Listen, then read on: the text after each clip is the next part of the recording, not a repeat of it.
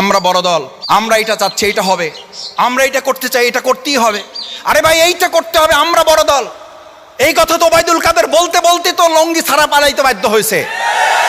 এই কথা বলতে বলতে তো শেখ হাসিনা তার পরিবার ছাড়া আর কাউকে নিতে পারে নাই। জামাত ইসলামীকে আবার নতুন করে জেল জুলুম নির্যাতন হামলা মামলা চক্ষু রক্তচক্ষু দেখাচ্ছেন।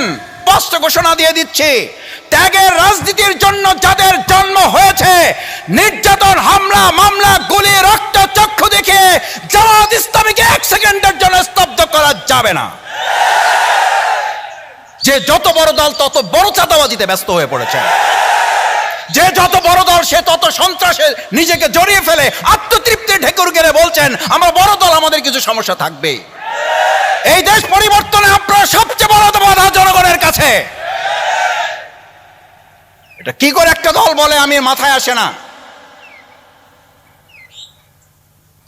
টক শোতে টেলিভিশনের সামনে আত্মতৃপ্তির সাথে আমি বলছি, আমার